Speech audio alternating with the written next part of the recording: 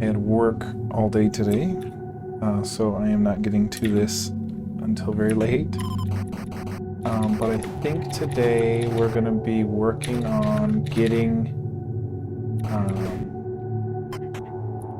our wave. See, we've got wave 2 triggering correctly. We got the lava rise. We've got the bubbles popping at the new lava level, so that's all working good. But we need to write wave 2 on the screen, and then we need to spawn wave 2. So we're going to be working on that today. Now if we take a look at what our wave 1 is looking like,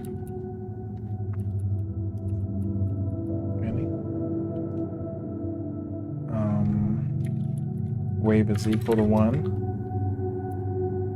Then we set our enemy objects to 3, and then we have this tables populated that triggers, well, yeah, that's just for the dummy initialization. So that means by the time we actually collide with these things, they get sent to the graveyard, so they're actually initialized, but we actually won't have them initialized for the 4th index by our wave 2 standard, because we only got 3 objects for our enemy objects. So I think we do need to reset our tables populated so that we can populate these to the dummy values again, and then we can go ahead. Yeah, and you know what? We need our pterodactyl spawn too. I'm thinking we might want to put our pterodactyl spawn as a function.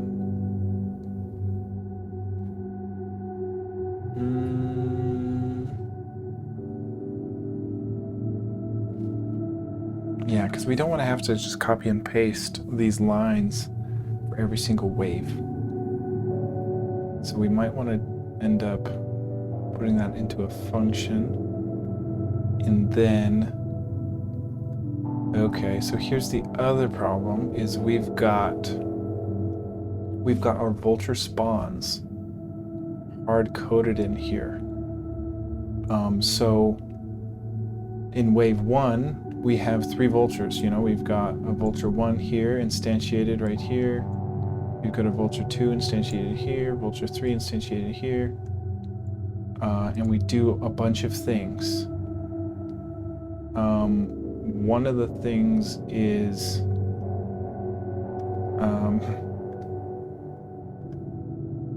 our vulture timer starts at a certain amount of time,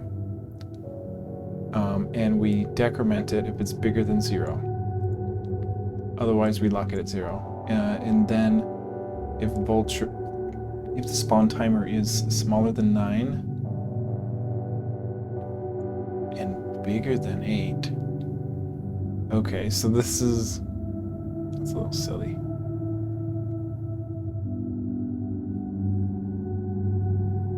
So the vulture, since we're decrementing this vulture spawn timer by DT, it'll never be an integer per se.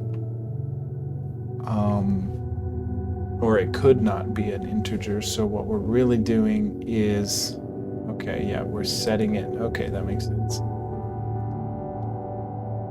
So as soon as our timer gets lower than 9, we're setting it to 8. And then as soon as it gets smaller than 7, we're setting it to 6. And as soon as it gets smaller than 5, we're setting it to 0.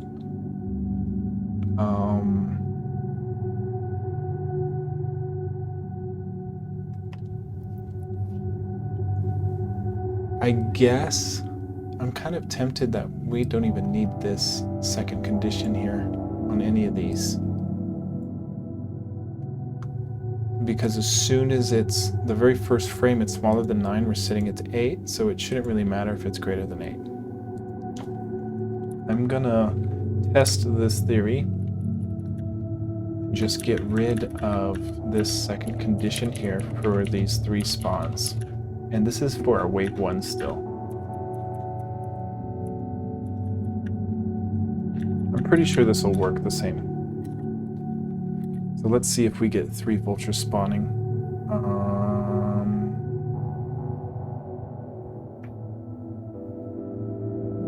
Maybe not.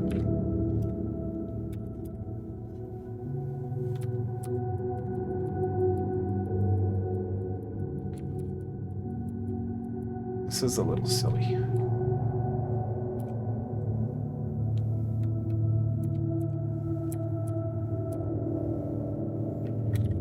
Really? Okay, I guess we need that.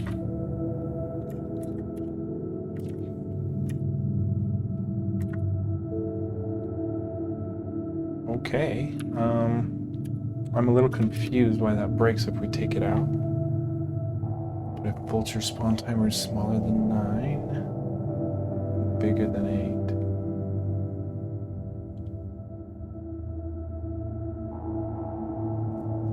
8. I guess... I don't know. I guess I don't know why we absolutely need that line or else it messes up, but we initialize our vultures based on our spawn zone points table. We take a look at which index is X we're spawning that at. It's at a vulture spawn point index.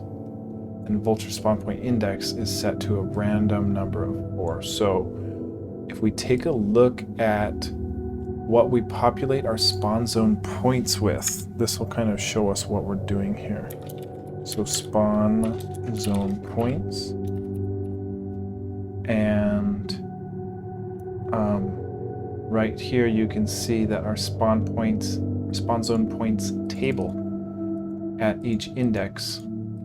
So every spawn zone point has an index, and then every spawn zone point is getting assigned a instantiation of a spawn zone point, which has 2 things, an X position and a Y position. So these are the X and Y positions of each spawn zone point, so every platform that things can spawn on. And then we're saying basically, hey, choose a random one of these 4, and then take the X and Y of that random index. That'll be the spawn zone point. But the thing is, to make this scalable, I'm not exactly sure what to do better, because in wave 1, you know, like this is how much code we need if we want to make 3 vultures. But we need up to 10 vultures or something. By wave 8 or something, you're spawning like 10 bounders. So I don't necessarily want to have, you know, a block this big for every... Yeah, I don't necessarily want to block that big for every bounder for every wave, you know? So like if we project this out, we'd have to copy... This is just how big the code block is to spawn 3. But if we're spawning 10, it's going to be, you know, over 3 times big as this. But that's just for wave 8 or whatever. So every wave will need its own huge chunk of stuff like that, which I'm not really liking. So we're probably gonna figure out... The trickiest part with this is, depending on how many enemy objects, that will decide what this spawn timer countdown looks like. So if we take a look at the pattern, it's 9, 8, 7, 6, 5, 4, and then we set it to 0 by the last one. So we kind of need... I don't know what the pattern is. We kind of have to say, like, first of all, you know, there's 3 blocks for our 3 enemy objects in our wave 1. So we would need to do some kind of function that takes in our enemy objects and then assigns a vulture spawn timer that is high enough to be able to decrement every second and spawn a new vulture without running out of vulture spawn timers. But then we also need to instantiate a new vulture at the random spawn point, and assign it to its appropriate table and take it out of the graveyard. And then we actually get 20 seconds on the pterodactyl timer for every living bounder on screen. Or every living buzzard on screen. So I'm a little tempted to not start this just yet because it's late, and I'm not convinced I'll be able to turn this all into a function that'll scale for all of our waves. That's a lot of work. We are gonna do it, but just not tonight, I don't think. So for now, let's just worry about getting our wave printed on screen, and then we can worry about doing things better, like initializing the pterodactyl spawn,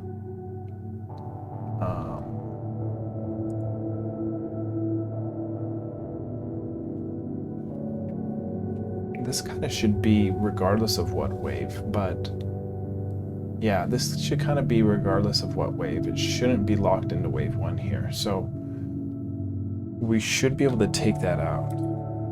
I'm gonna say we can say put Tero inits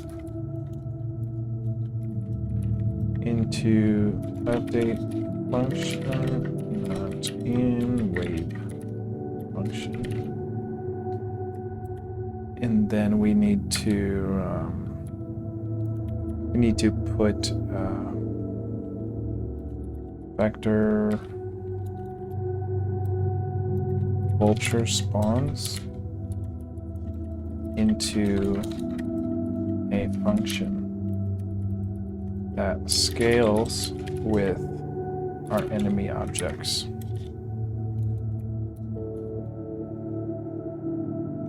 And then we can go ahead and add the wave 2 if it is in fact wave 2. So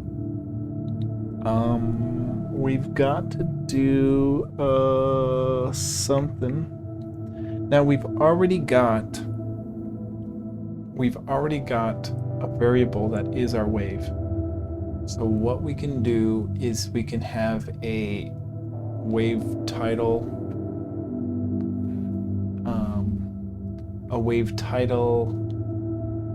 render.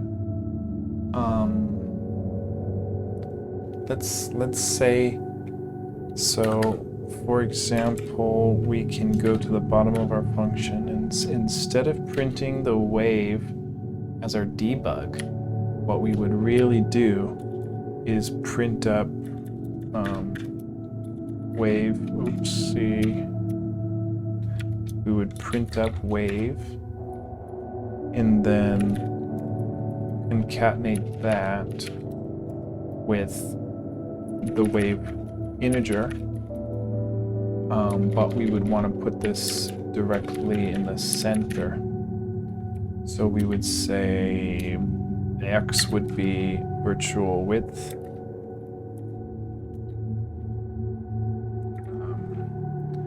divided by 2, but that'll just put our x position at the middle spot. So we'd also have to subtract the amount of pixels that our wave 2 would end up being shifted by, the middle of it. So I'm just gonna guess like 10 or something. And then with our y, we know we need it to be the virtual height divided by 2, but we don't want the y to be at the very top of the middle. We want it to be centered, so we'd also need to shift this by a couple pixels. I'm gonna say 4 to try to get that in the very middle. So now we should have the wave just printed on the screen there, but regardless of the wave transition, so we should just be able to see what it looks like. That's good that it's not centered though. Now there is a way. Let's see if I can remember how to do this. Now we want to set the color to be pure white. Now we want to do a formatted string. So we give it the string and then we give it the X. Let's look up what this is actually because I am not remembering. It's gonna be formatted string.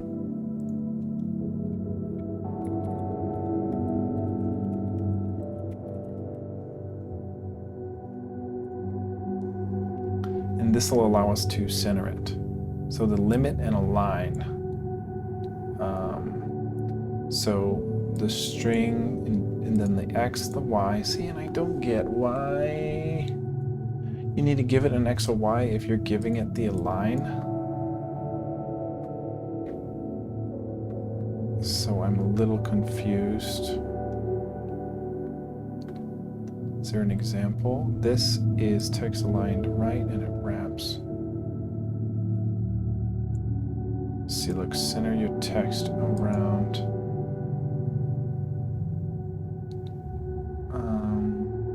So the X, Y, the limit, I don't get what the limit actually means. Wrap the line after this many horizontal pixels. Okay. So I guess that won't matter too much, but we should be able to say center and give it an X and Y and it should center it. But I don't get why you have to pass it an X and Y if it's just going to move it to the center. That's kind of what I don't get.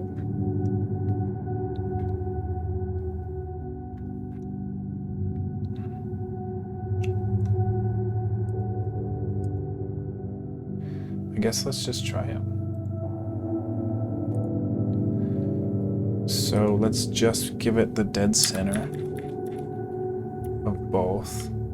So the formatted string, it goes text, X, Y, and then it goes limit. So we can just limit it to 200, I don't know. Align, which is gonna get center. That is not what I wanted. Let's see if this is just 2, if that changes anything.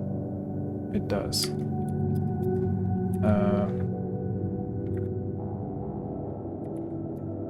I don't know what the limit does. I guess we say the limit is just a virtual width.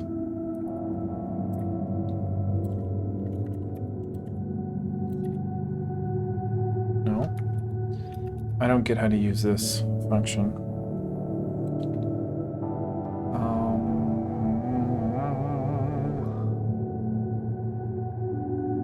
I don't get it.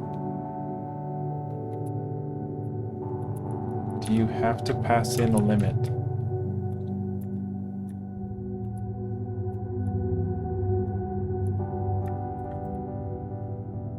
Yeah. What am I missing?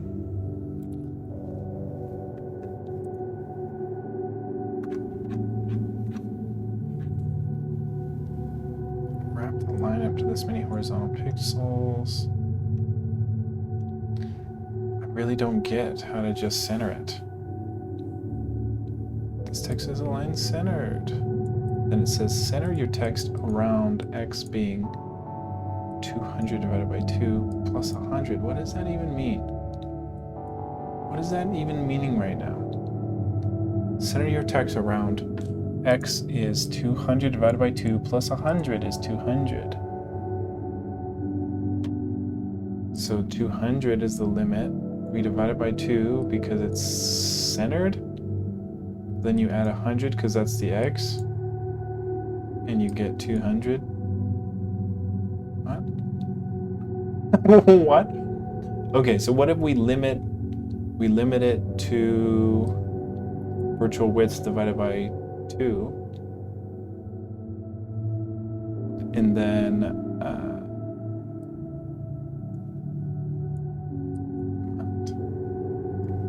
I don't get it. I don't get printf.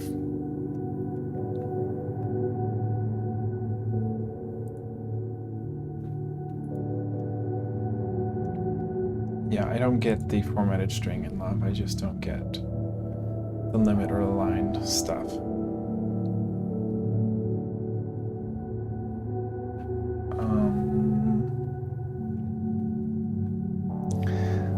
I guess let's just try to figure it out. So what if we say,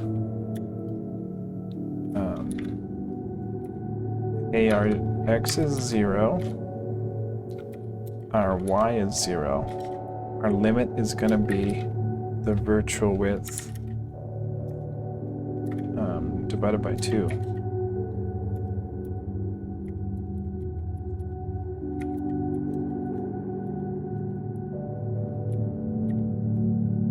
And then we center it. That doesn't look centered at all. So what if we limit by virtual width?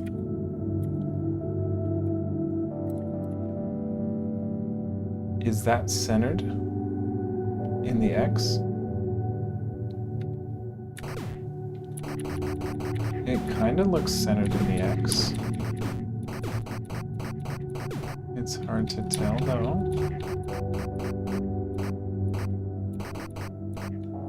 I don't know, it looks a little to the right than pure center.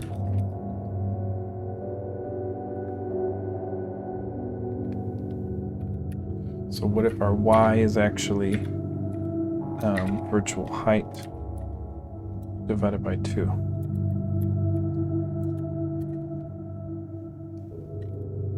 Okay, it's still not looking centered, but is it?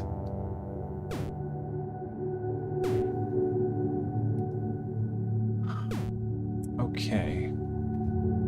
I don't exactly know how to troubleshoot. Actually, let's do this. If we take a look at our constants, we can see that 292 to 240 is our resolution. So if our width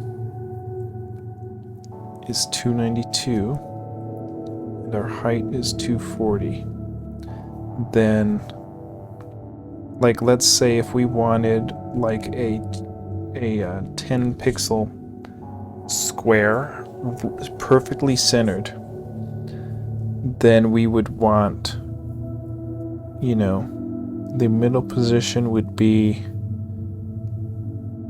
120 on the y and 146 on the x, but that would give us a square with the top left directly in the center, and we want a 10 pixel square to be perfectly in the center, so we need to shift it by 5 pixels up and 5 pixels left. So our x would be 141, our y would be 110, and we'd be a width and a height of 10, and that should give us a square perfectly in the center, so we can kind of see if our align is actually centered or not. So what we can do is say love.graphics.draw and actually .rectangle, and then we give it a fill type, and then we give it an x, and our x is going to be a 141, and our y is going to be 110, and then our width is going to be 10, and our height is going to be 10. It should be a white square, but we can make it a different color if we really want. We can just say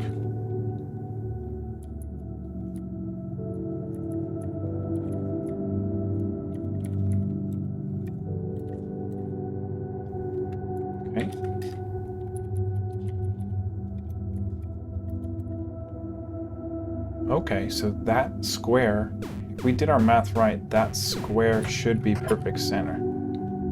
So it looks like our wave 1 is still too low. If we did our math right though, it's hard to tell. That doesn't look perfectly centered to me.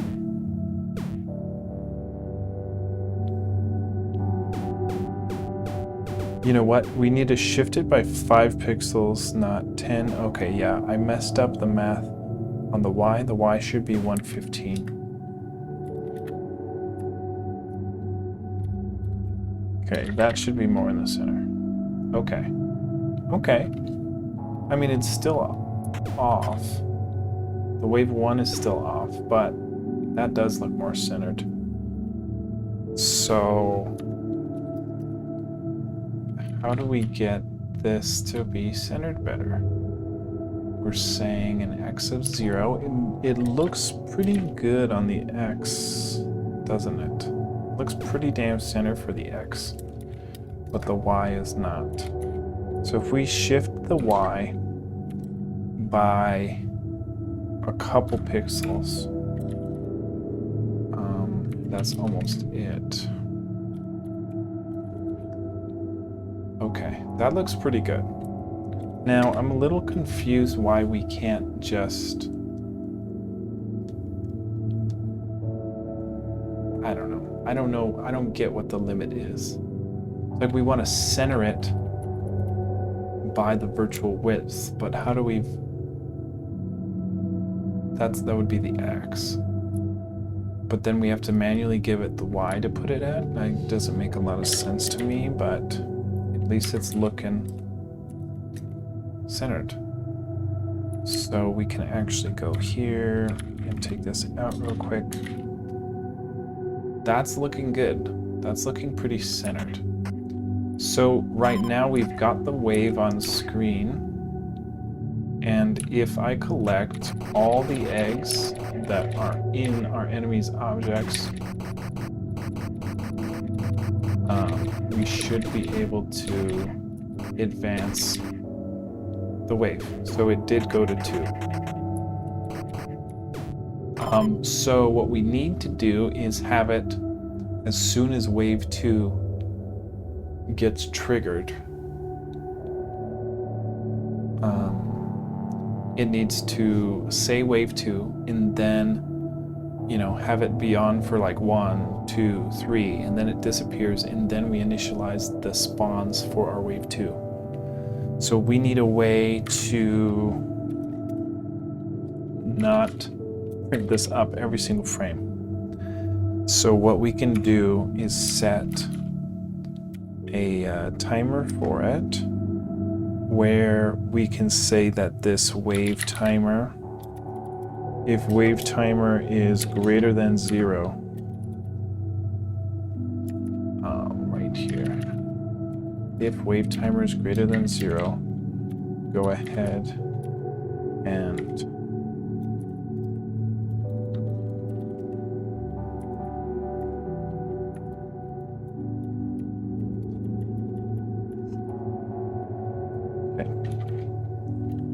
we can say if wave timer is greater than 0, go ahead and print that wave thing. But we need to initialize wave timer and then decrement it every frame. So we can give ourselves up here, we can give ourselves a wave timer.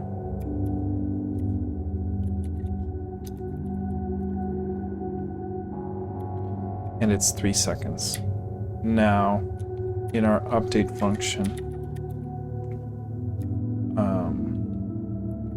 regardless of what wave we're in, we can say if wave timer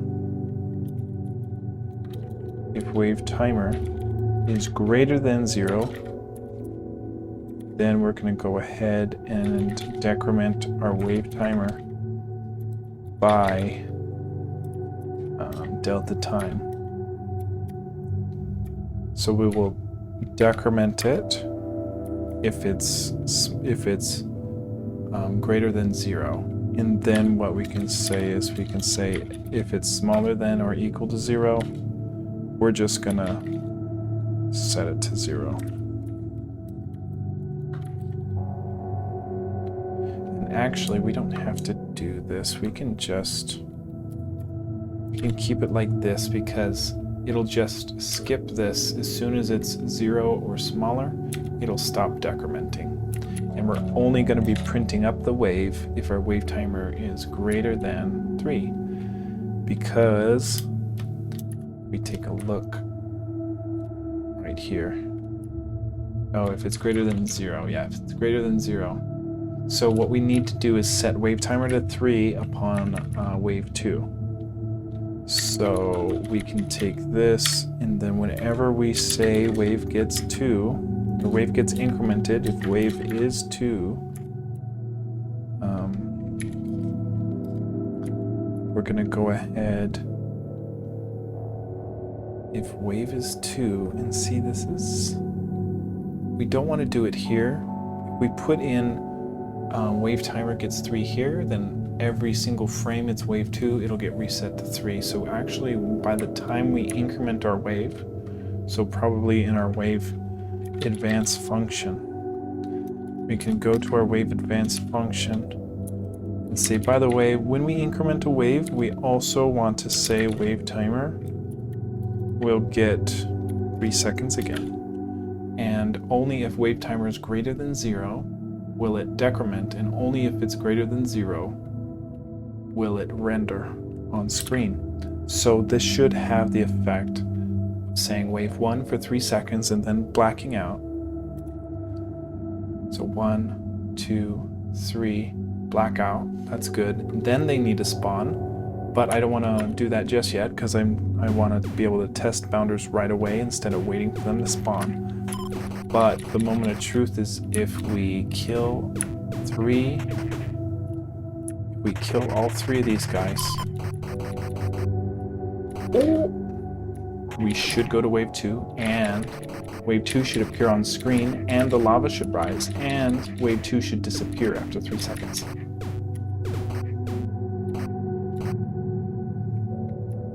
Okay, and get it. Get it! Wave 2. Lava rises, wave 2 disappears, then we spawn and the lava bubbles are working. So now, we've set ourselves up for doing our spawn points for our new wave, for our new enemies, which will be, they'll spawn from those random points. And then we'll have to add wave 3 and whatnot, but yeah, we're gonna have to put into a function based on our enemy objects the vulture instantiations for spawning. That way we can kind of scale it for every wave, and we won't have to write a whole bunch of nasty code for every single wave. Ideally, it's just like whatever wave we are says how many enemies we need, and then run the function on that many enemies, and that'll set all of the random spawns for all those enemies, and it'll spawn them one at a time as a bounder at those random spots, and then that'll be scalable. So that's looking pretty good. So we take a look at our git diff. We gave ourselves a wave timer, and we reset it upon our wave advance. We decrement it if it's greater than 0. And then if it's greater than 0, we also render what wave it is. And we can take out this rectangle for the center because we already used that for its purpose.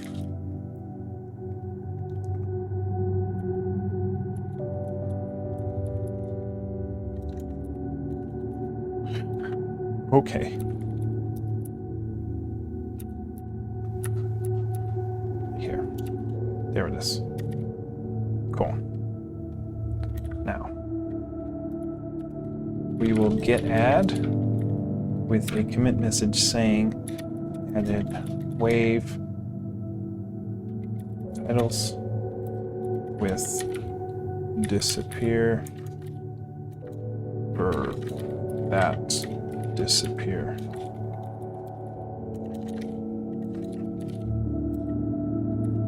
After 3 seconds, and we are cutting it 10 seconds before we would miss our streak for our get. But we didn't miss it, we just committed it. So I'll see you guys tomorrow.